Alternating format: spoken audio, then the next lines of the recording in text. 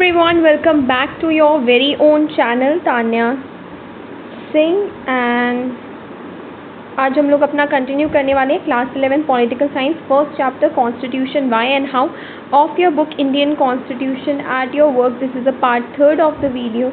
Already इसके 2 parts आ चुके हैं। Before we commence let me tell you that हमारे जो इस चैप्टर के नोट्स हैं यानी कि जो स्लाइड है वो मैं ऑलरेडी शेयर कर देती हूँ मेरे टेलीग्राम चैनल पे। और अभी तक अगर आप मेरे टेलीग्राम चैनल पे नहीं पहुँचे तो इसका लिंक आपको डिस्क्रिप्शन में मिल जाएगा, उस पर क्लिक कीजिए और सीधा पहुँचिए मेरे टेलीग्राम चैनल पे एंड आपको अदर CSE अपडेट्स और मेरी वीडियो की अपडेट्स भी वहाँ मिल जाएंगी। Plus you can also your doubts. तो अभी हमने पार्ट 1 में constitution why do we need constitution वो क्या था, हाउ किया था, what is the authority of constitution. इस पार्ट में हम मेकिंग ऑफ द कॉन्स्टिट्यूशन करेंगे और ये भी जानेंगे कि कैसे कॉन्स्टिट्यूशन हमारा इंडिया का इफ़ेक्टिव है। वहीं साथ ही साथ हम लोग कॉन्स्टिट्यूशन अमेंडमेंट वाला टॉपिक भी करेंगे। बच क्या जाएगा fundamental rights and duties and directive principles of state policy. ये जो टॉपिक है वो part 4th and 5th of the video में आएंगे। मैंने आपको बताया हुआ है कि ये जो 2 पार्ट्स हैं पार्ट 4 एंड 5 यानी कि fundamental rights and directive principles of state policy, ये जो है ये आपके चैप्टर 1 में नहीं है। चैप्टर 2 राइट्स नाम से आपकी बुक में ये चैप्टर होगा, उसमें है। तो मेरे वीडियो के थंबनेल में आपको राइट्स और दोनों मैं डाल दूँगी that you can identify. So how was the Indian constitution made, making of the Indian constitution. So Indian constitution जो हमारा है वो एक्चुअली में कैसे बना था। तो फॉर्मली जो कॉन्स्टिट्यूशन बना था वो कॉन्स्टिट्यूएंट असेंबली ने बनाया था। तो ये क्वेश्चन 1 मार्क्स से भी आ सकता है कि फॉर्मली अगर देखा जाए और वैसे भी किसने बनाया है, कॉन्स्टिट्यूएंट असेंबली ने बनाया है। जो कि पहले आप सबको पता होगा कि इंडिया और पाकिस्तान एक ही थे, तो अनडिवाइडेड इंडिया के टाइम पर ही बना था, डिवीज़न बाद में हुआ है। तो उसकी पहली मीटिंग 9 दिसंबर 1946 को हुई, वेरी इंपॉर्टेंट। एंड जो है बाद में 9 दिसंबर 1946 में फर्स्ट मीटिंग करने के बाद 14 अगस्त 1947 विच इज़ ऑल्सो, अगर आपको पता होगा न्यूज़पेपर्स पढ़ते होंगे या फिर न्यूज़ देखते होंगे, हमने पार्टीशन डे घोषित किया है। तो पार्टीशन हो गया था। तो उसके बाद कॉन्स्टिट्यूएंट असेंबली में जो भी पाकिस्तान के मेंबर्स थे वो सारे हट गए थे एंड बाकी के बाकी जो है वो वहीं रह गए। ठीक है, तो ये दोनों डेट्स जो हैं बहुत इंपॉर्टेंट है, इसको थोड़ा सा याद करके रखना है। उसके बाद देखिए क्या ये डायरेक्टली इलेक्टेड हुए थे बाय द पीपल। देखिए उस टाइम पे कहाँ से डायरेक्ट इलेक्शन वगैरह होंगे, तो इनडायरेक्टली इलेक्टेड है। और ये क्वेश्चन बहुत ही ज़्यादा बारी पूछा जाता है कि डायरेक्टली इलेक्टेड था या इनडायरेक्टली। तो इनडायरेक्टली इलेक्टेड था।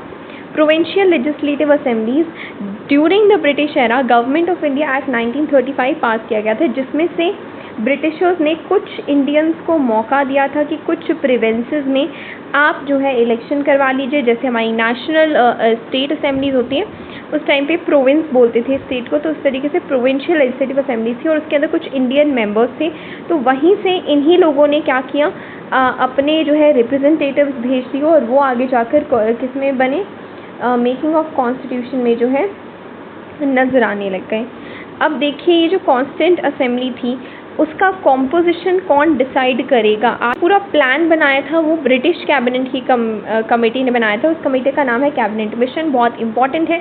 उस कमेटी का नाम पूछ लेते हैं तो आपको पता होना चाहिए कि कमेटी ने बनाया था। तो ऐसा नहीं था इंडिया ने ये प्लान नहीं बनाया था, बट ब्रिटिश कैबिनेट ने ही ये प्लान बनाया था। लेकिन कॉन्स्टिट्यूशन हमारा प्योरली इंडिया ने ही बनाया है और इंडिया के रिप्रेजेंटेटिव्स और उनके पीपल्स ने बनाया है।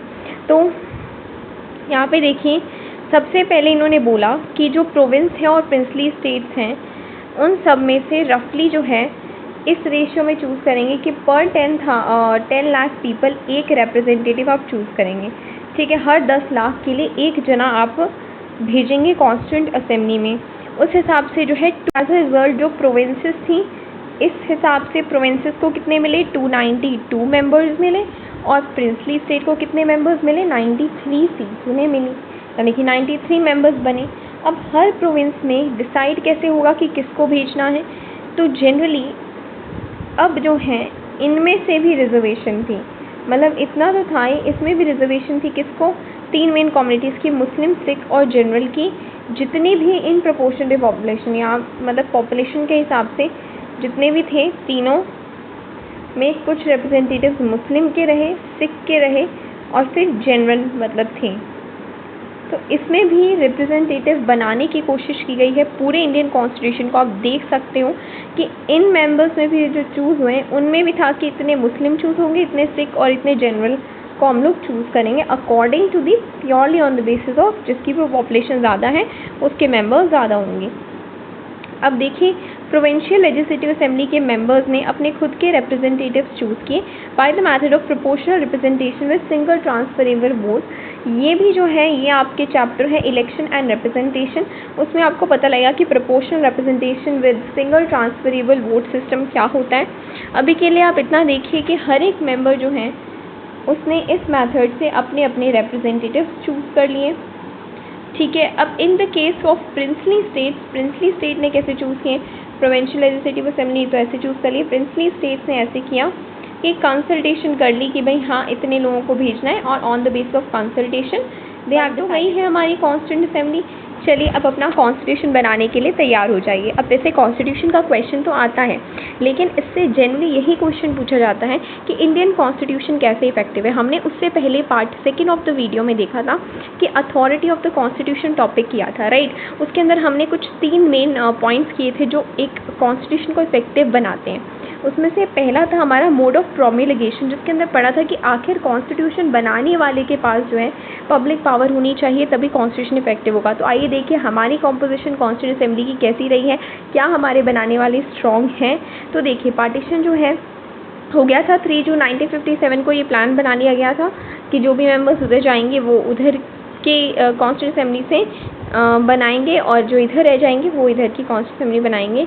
तो पहले जितने भी थे आफ्टर पार्टीशन 299 मेंबर्स रह गए और कॉन्स्टिट्यूशन वैसे फॉर्मली अडॉप्ट किया गया है 26 नवंबर 1949 को। एंड जो है ये क्वेश्चन बहुत बारी पूछा जाता है कि एनेक्ट कब हुआ है और एडॉप्ट कब हुआ है। तो याद रखिएगा कि अडॉप्ट तो पहले ही कर लिया गया था 26 नवंबर 1949 को, लेकिन हिस्टोरिकल इवेंट्स के कारण जो है हिस्टोरिकल सिग्निफिकेंस के कारण 26 जनवरी 1950 को हमने जो है अपना इन द फोर्स आया, यानी कि बन बुन के साइन वगैरह होके एकदम रख दिया गया था 26 नवंबर को। लेकिन कब से लागू हुआ दैट इज़ देयर। और उस टाइम पे 2 दिन पहले 26 जनवरी के 24 जनवरी 1950 में 284 मेंबर्स साइन किए। तो यहाँ पर 299 थे, उसमें भी 284 बच गए जब तक, बिकॉज 2 साल और 11 महीने, समझ रहे हैं। So that was there and it's a hats off to our constitution makers because उन्होंने इवन हमने बहुत ज़्यादा वायलेंस देखा है पार्टीशन के टाइम पे, हम सब जानते हैं, लेकिन फिर भी फ्रेमर्स ने जो है इतनी ज़्यादा टेंस सिचुएशंस में भी इंडियन कॉन्स्टिट्यूशन को बनाया और बहुत ही बेहतरीन तरीके से बनाया। तो this is a thing which is there, क्योंकि अनइमेजिनेबल वायलेंस हुआ था, फिर भी वो अब डट कर खड़े रहे। अपने जो सिटीज़नशिप का कॉन्सेप्ट था इवन और ज़्यादा उन्होंने लेसन्स लर्न किए, मतलब इन्होंने अपने डिसएडवांटेज को एडवांटेज में बदला और उन्होंने इसको भी जो है यूज़ आउट किया। उन्होंने इसमें भी जो है माइनॉरिटीज़ को सिक्योर करने की कोशिश की गई। रिलीजियस आइडेंटिटी के बेसिस पे हम लोग सिटीज़नशिप नहीं देते हैं। तो दिस वॉज देयर। तो कोई भी ऐसे शक नहीं है कॉन्स्टिट्यूशन फ्रेमर्स पे हमारे जिन्होंने कॉन्स्टिट्यूशन बनाया है। लेकिन कई लोग कहते हैं कि यूनिवर्सल सफरेज के बेसिस पे नहीं। यूनिवर्सल सफरेज मीन्स डायरेक्टली जो है everyone is given the right to vote, सबको वोट होता है, तो उसके बेसिस पर नहीं हुआ है। लेकिन जैसा कि मैंने आपको बताया भी था कि एक बहुत ही सीरियस अटेम्प्ट किया गया था कि रिप्रेजेंटेटिव बॉडी बनाया जाए कॉन्स्टिट्यूशन को, एंड इसीलिए उन्होंने ये सब किया। आप देख रहे हैं कि सारे रिलीजन्स के लोग, अभी मैंने आपको बताया मुस्लिम सिख, उसमें भी सभी को अकॉर्डिंग टू पॉपुलेशन, और इवन 28 मेंबर्स शेड्यूल्ड कास्ट से भी थे। तो सोचिए in terms of political party, हाँ एक ही पार्टी उस टाइम पे डोमिनेट कर रही थी, Congress, but Congress in itself जो है उस टाइम की जो कांग्रेस थी वो अपने आप में पूरी रेनबो थी। जो भी कांग्रेस के पार्ट थे, कांग्रेस में अपने आप में जो है आपने देखा होगा इंडियन नेशनल मूवमेंट के दौरान भी बहुत सारी आइडियोलॉजीज़ के लोग थे, अलग अलग आइडियोलॉजीज़ के लोग थे। तो अपने आप में ही वो एकदम सबसे अलग थी और सारे शेड्स ऑफ ओपिनियन को संभाल रही थी। तो कहने को गर्ल पार्टी थी, लेकिन obviously it is the one party जिसके अंदर बहुत सारी जो है अलग अलग आइडियोलॉजी साथ में एकोमोडेट करके को एग्जिस्ट कर रही थी। अब देखिए सेकंड हो जाता है प्रिंसिपल ऑफ डिलीबरेशन। सेकंड हमारे कॉन्स्टिट्यूशन को इफेक्टिव ये बनाता है कि डिलीबरेशन मीन्स बातचीत, सहमति, है ना, बातचीत सहमति से जो है हमने कॉन्स्टिट्यूशन बनाते समय एक प्रिंसिपल को बहुत शिद्दत से जो है फॉलो किया है, that is deliberation. Authority of the constituent assembly does not come from the fact that it is broadly principle of deliberation से, है ना। सिर्फ जो है कॉन्स्टिट्यूशन को जो है असेंबली अथॉरिटी जो है इस बात से नहीं मिलती है कि हाँ वो बहुत ज़्यादा रिप्रेजेंटेटिव थी, बट क्या प्रोसीजर वो यूज़ कर रहे हैं, फेयर प्रोसीजर कॉन्स्टिट्यूशन बनाए या सिर्फ कुछ लोगों की बातों को सुना जा रहा है ना, ये मैटर बहुत ज़्यादा करता है। डाइवर्स सेक्शंस जो है ऑलरेडी मैंने आपको बताया कि कॉन्स्टिट्यूंट असेंबली में थे, ठीक है। अब ऐसा भी हो सकता था कि क्योंकि हर एक बंदा डाइवर्स से आया, कोई शेड्यूल कास्ट से आया है, कोई किसी स्टेट को रिप्रेजेंट कर रहा है, कोई किसी रीजन को, कोई वुमेन को रिप्रेजेंट कर रहा है, तो वो सिर्फ अपना पर्सनल कम्युनिटी का इंटरेस्ट देखेंगे, नहीं। उन्होंने जो है they were representative of their own identity, लेकिन उन्होंने हमेशा नेशनल इंटरेस्ट को देखा, यानी कि सिर्फ अपनी कम्युनिटी को नहीं, पूरे नेशन को साथ में लेकर गए।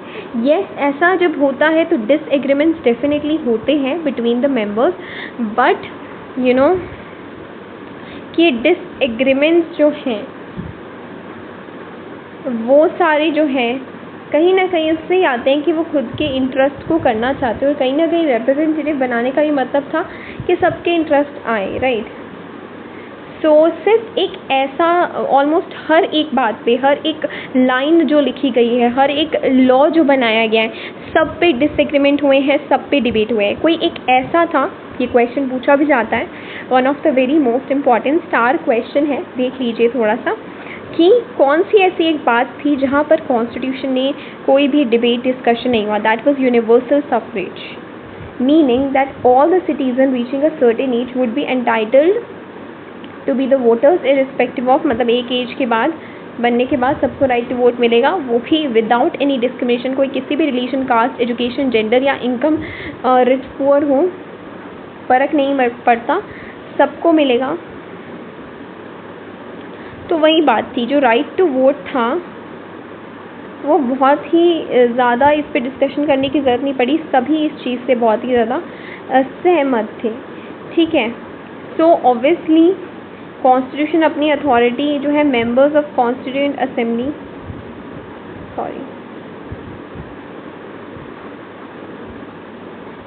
एंड कहीं ना कहीं अथॉरिटी इस प्रिंसिपल ऑफ डिलीबरेशन से भी आती है कि उन्होंने जो है हमेशा based on the public reason काम किया है।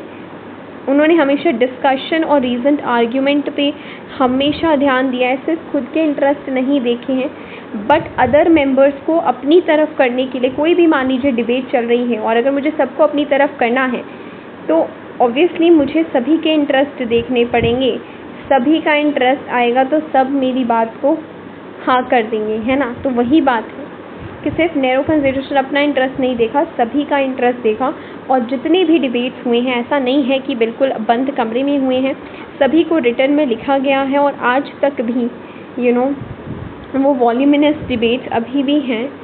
एंड जो हिस्ट्री है कॉन्स्टिट्यूशन मेकिंग की, one of the most significant chapter रहेगी in the history of the constitution making. जितना फ्रेंच अमेरिकन रेवोल्यूशन को इम्पॉर्टेंस दी जाती है वर्ल्ड में, उतनी हमें भी दी जाएगी।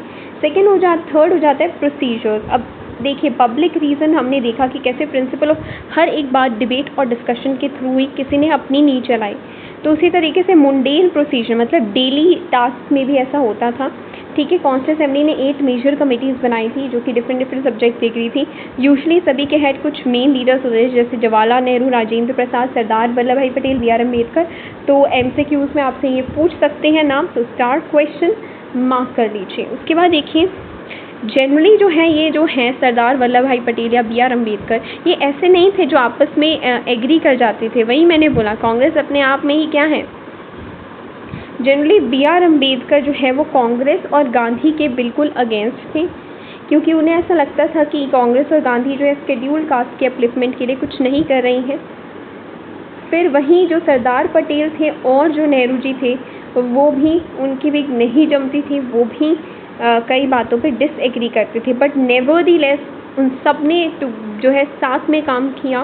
They worked together and generally कैसे कोई भी एक जो है प्रोसीजर होता था कॉन्स्टिट्यूशन असेंबली में, थोड़ा सा इस पे जाते हैं, थोड़ा सा मैं आपको समझाने की कोशिश करती हूँ। जनरली क्या हुआ, एक ड्राफ्ट आया, ड्राफ्ट पहले क्रिएट किया गया, फिर उस ड्राफ्ट को जो है कॉन्स्टिट्यूंट असेंबली में लेकर आए, भाई ये ड्राफ्ट है, रफ सा डॉक्यूमेंट है, अब आप जो है इस पे डिबेट होगी, ठीक है। अब इस पे डिबेट चालू होगी, सब लोग अपना अपना व्यू बताएंगे, कुछ ऐड करना है, कुछ रिमूव करना है, सब होगा। यूजुअली सारी चीज़ें कंसेंसस से होती थी, मतलब आपसी सहमति से।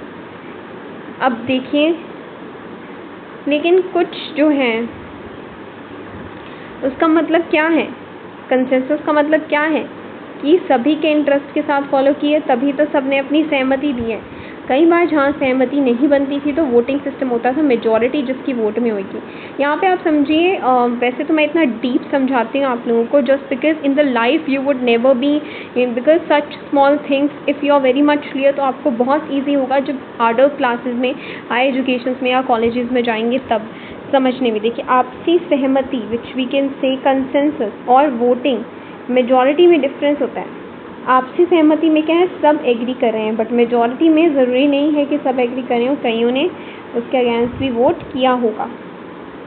लेकिन हर एक सिंगल आर्ग्यूमेंट, क्वेरी, कंसर्न को बहुत ही सीरियस लेकर और राइट किया गया है। जैसा कि मैंने आपको बताया था, सारी डिबेट्स 116 डेज़ के लिए वो मिले एंड 2 years and 11 months तक ये प्रोसीजर चला। एंड ऐसा नहीं था कि बंद कमरों में था, प्रेस और पब्लिक सभी के सामने ओपन एंड ट्रांसपेरेंट मैनर में दे यूज्ड टू वर्क।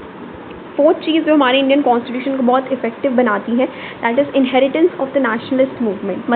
मतलब कि हम ये कह सकते हैं कि ये जो है लेगेसी हमको मिली है हमारे नेशनल मूवमेंट से। एक तरीके से हमारी जायदाद है जो हमें किससे मिली है, हमारे नेशनल मूवमेंट, जो फ्रीडम स्ट्रगल हमारा लड़ा है ना, ये वो चीज़ है। ठीक है, आप सब जानते हैं कि कितनी डाइवर्स थी हमारी कॉन्स्टिट्यूशन असेंबली, हर एक रीजन, हर एक रिलीजन, हर एक कास्ट के लोग थे और इतनी डिसएग्रीमेंट होती थी, लेकिन कुछ ना कुछ बैकग्राउंड कंसेंसस डेफिनेटली, मतलब पीछे से कुछ ना कुछ कंसेंसस बनता हुआ आया होगा, जो कि मे बी तभी इतने डाइवर्स लोग साथ में बैठे हैं। एंड डेफिनेटली जो इंडिया का नेशनल स्ट्रगल था ना, उसके अंदर कहीं ना कहीं आपने देखा होगा, हिस्ट्री में पढ़ेंगे कि किस तरीके से इंडस्ट्रियलिस्ट भी आए, फिर सॉल्ट मार्च में वुमेन्स भी आई, फिर धीरे धीरे सारे पुअर भी जुड़ते गए, फिर ट्राइबल्स भी इसमें जुड़ गए। तो इस तरीके से जो है कहीं ना कहीं वो कंसेंसस पहले से ही बनता हुआ आ रहा था, है ना। सेकेंडली, जनरली बस कॉन्स्टिट्यूशन असेंबली ने क्या किया है कि कंक्रीट शेप एंड फॉर्म दे दिया। प्रिंसिपल्स हम लोग हमेशा कॉन्स्टिट्यूंट असेंबली से बनने से पहले ही, फ्रीडम स्ट्रगल के दौरान ही, हमने कुछ प्रिंसिपल्स किए थे कि कैसी हमारी गवर्नमेंट होनी चाहिए, क्या वैल्यूज़ उसको अपहोल्ड करने हैं, किस तरीके की इनइक्वलिटीज़ उन्हें फुलफिल करनी है। इट्स जस्ट दैट कि कॉन्स्टिट्यूंट असेंबली ने जो प्रिंसिपल्स के लिए हम लड़े, हम डेमोक्रेसी के लिए लड़े, हम इक्वलिटी के लिए लड़े, उन सबको एक फाइनल शेप जो है कॉन्स्टिट्यूंट असेंबली ने दी थ्रू द डिबेट्स, है ना। और बेस्ट समरी आपको जितने भी प्रिंसिपल्स की जो भी हमने नेशनलिस्ट मूवमेंट से लिए हैं वो किस में मिलेगी। Very important question, star question आ जाता है, अलग से पूछ लेते हैं, that is objective resolution. Objective resolution जो है ना, जो हमारा प्रियम्बल बना है ना, वो अगर आप पढ़ेंगे ऑब्जेक्टिव रेजोल्यूशन में आपको दिखाऊंगी भी, और आप जब प्रियम्बल को मैच करेंगे, जो भी एनक्यूसिटिव स्टूडेंट्स हैं, है ना, those who want really is in love with these subjects, तो आप एक बार ट्राई ज़रूर कीजिएगा कि अपना प्रियम्बल पढ़िएगा और ऑब्जेक्टिव रेजोल्यूशन पढ़िएगा। दोनों आपकी बुक्स में ही है। प्रियम्बल आपको starting of the index pages पे मिलेगा, तो आप पढ़ेंगे तो आप लोगों को पता लगेगा कि कितना सेम है, क्योंकि जो हमारा प्रियम्बल बना है वो वही हुआ था। जो 13 दिसंबर को, आई रिमेंबर, कुछ दिनों बाद जो है नेहरू जी ने 1946 में एक ऑब्जेक्टिव रेजोल्यूशन दिया था एक ऐसा रेजोल्यूशन जो कि जो है बिफोर असेंबली बैठी तो उसके अंदर एम्स लिखे हुए थे असेंबली के क्या एम रहेंगे, तो वही जो है उसके अंदर सारे एस्पिरेशन वैल्यूज़ थे बिहाइंड द कॉन्स्टिट्यूशन, और जिस कॉन्स्टिट्यूशन ने उसे एक इंस्टीट्यूशनल एक्सप्रेशन दे दिया। इक्वलिटी, लिबर्टी, डेमोक्रेसी, सॉवरेनिटी सबके बारे में बात की गई है। तो जस्ट आप कॉन्स्टिट्यूशन को as a rules and procedure की एक बुक ना समझें, बट उसे जो है एक मोरल कमिटमेंट समझें कि गवर्नमेंट ने अपनी कमिटमेंट पूरी की है, गवर्नमेंट ने अपनी प्रॉमिसेस पूरे किए हैं जिन्होंने नेशनल मूवमेंट में उन शहीदों से किए थे या फिर फ्रीडम फाइटर्स से किए थे या फिर all the people who were alive there, उन्हें वो प्रॉमिस पूरा करना था, जस्ट एक डॉक्यूमेंट नहीं बनाना था रूल्स एंड प्रोसीजर का। ये देखिए मैंने आपको बताया था ना ऑब्जेक्टिव रेजोल्यूशन इसके अंदर है, ये आप रीड कर सकते हैं, ठीक है, on your own, this is in your book as well. India is an independent sovereign republic और ये सब ही हैं। आप देखिए यहाँ पे देखिए all the people of India shall be guaranteed secure social economic political justice, जो कि आपकी प्रेम्बल में लिखा हुआ है, इक्वलिटी ऑफ सिटीजन पहुँचे, ये सब आपकी प्रेम्बल में लिखा हुआ है। तो that is really very important. उसके बाद लास्ट जो इसके अंदर पॉइंट आता है दैट इज़ इंस्टीट्यूशनल अरेंजमेंट। आपने थर्ड फैक्टर क्या पढ़ा था कल in the part second of the video, आपने ये पढ़ा था कि बैलेंस इंस्टीट्यूशनल डिज़ाइन होना चाहिए। तो वैसे ही इंडिया ने भी और कॉन्स्टिट्यूंट असेंबली ने भी पूरी कोशिश की कि एक बैलेंस इंस्टीट्यूशनल डिज़ाइन बना पाए एग्जीक्यूटिव, लेजिस्लेटिव और जुडिशरी के बीच में। इसलिए हमने पार्लियामेंट्री फॉर्म ऑफ गवर्नमेंट ली जिसके अंदर executive will be accountable to the legislature for the action and legislature से ही एग्जीक्यूटिव चूज होंगे, तो चेक एंड बैलेंस रहेगा। जुडिशरी जो है वो इन दोनों पे चेक एंड बैलेंस करेगी। तो एक तरीके से तीनों जो है आपस में इट इज़ दैट। एंड साथ ही साथ अपने फेडरल अरेंजमेंट भी की, यानी कि सेंटर से पावर लेकर स्टेट को दिया और अब तो स्टेट को लेकर विलेज को दे दिया, जिसको आप बहुत ही अच्छे से आपका डिसेंट्रलाइजेशन चैप्टर आएगा तो उसके अंदर आप पढ़ेंगे पंचायती राज वाला चैप्टर। तो दोनों तरफ से पावर्स को हर जगह से जो है डिस्ट्रीब्यूट करने की कोशिश की गई है। अब जनरली एक बहुत इंपॉर्टेंट स्टार क्वेश्चन आपसे पूछ लिया जाता है कि क्या इंडिया ने अपना कॉन्स्टिट्यूशन दूसरी कंट्रीज़ के कॉन्स्टिट्यूशन से कॉपी किया है या बोरो किया है, या फिर इन्होंने कुछ भी जो है ब्लाइंडली बोरो कर लिया है। तो नहीं, इंडिया ने ऐसा कुछ भी नहीं किया है। उन्होंने बोरो किया है बाकी कंट्रीज से, जो कि इंडियन कॉन्स्टिट्यूशन मेकर्स की इंटेलिजेंसी को दिखाता है, right. I think one should not hesitate to learn from the experiments and experiences of other countries. बिल्कुल, हमें अदर कंट्रीज़ की एक्सपीरियंसेस से और एक्सपेरिमेंट से कुछ सीखना चाहिए, डेफिनेटली सीखना चाहिए। और इसमें कुछ भी गलत नहीं होता, इसमें कुछ कॉपी करने जैसा नहीं है। वो सिचुएशन हमारी कंट्री में ना आए, we have to somewhere ensure it. तो इसका मतलब ये नहीं है कि कॉपी किया है। मान लीजिए ज़ीरो तो आर्यभट्ट ने बनाया था, है ना, और अगर उस ज़ीरो को जिसने आर्यभट्ट ने बनाया था बाकी सारे यूज़ करेंगे तो हम कहेंगे कि भाई बाकी सारी कंट्रीज़ क्यों यूज़ करिए, इंडिया ने इन्वेंट किया है ना। तो वही बात है कि नहीं, हमारी इंटेलिजेंस को दिखाता है और हमने सिंपली बोरो नहीं किया है, हमने सेलेक्टिवली बोरो किया है। सिर्फ जो जो इंडिया को सूट करता था सिर्फ उतना ही किया, और अगर उसके अंदर चेंजेस करने हैं अकॉर्डिंग टू आर तो हमने वो भी किए हैं, ठीक है। सो इंडिया हमेशा एक्सट्रीमली लकी रहेगा टू हैव असेंबली जिसने नैरो पारोकियल मतलब कि बहुत ही नैरो वे में अपना आउटलुक नहीं रखा, बल्कि जो बेस्ट था कंट्री में, पूरे वर्ल्ड में जो बेस्ट था वो हमारे कॉन्स्टिट्यूशन को ला कर दिया है।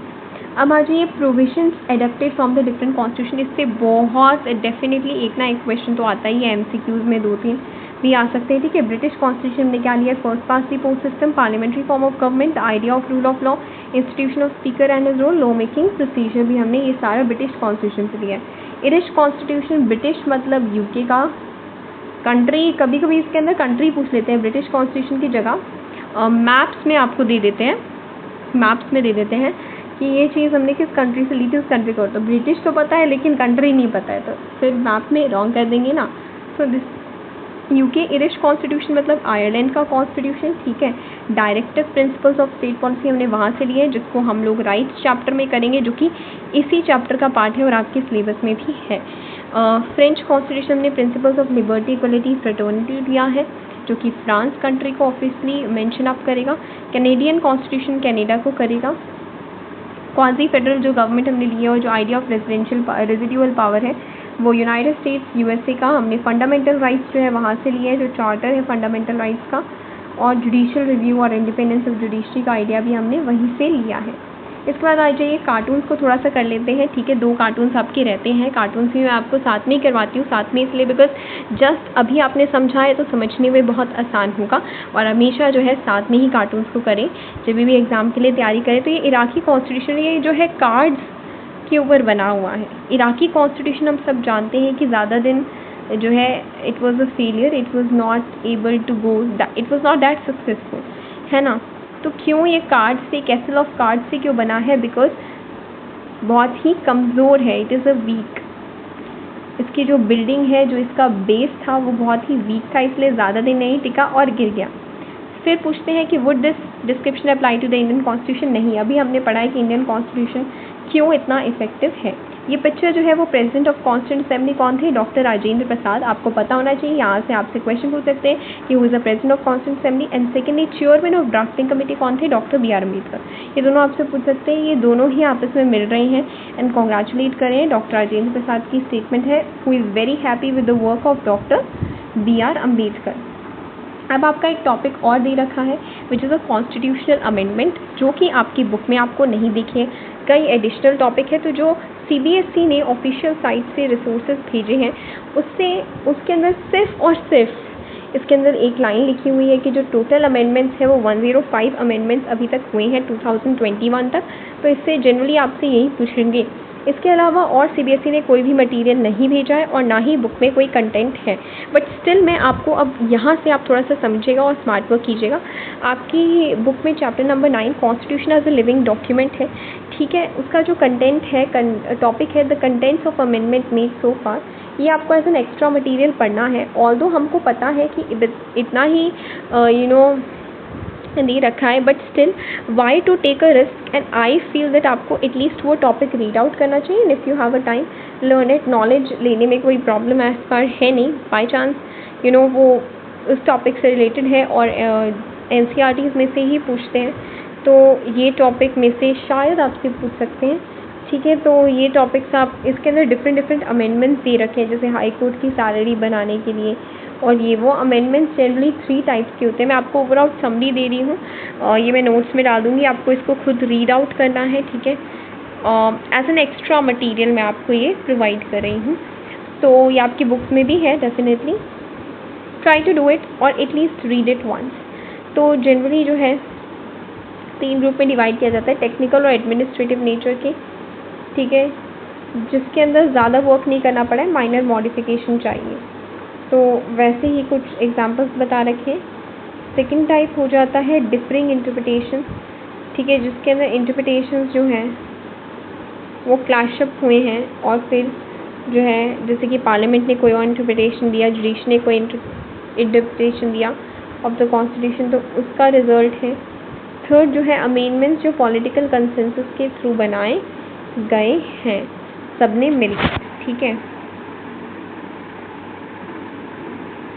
So this is there, and so you have to thank you so much. If you like the channel, you can hit the like button, subscribe, comment, because that's the only way we can interact. Join the Telegram channel for the notes. That's it for the day. Have a nice day. Meet you up in the part 4th of the video with the fundamental rights, and part 5th of the video with the directive principles of state policy.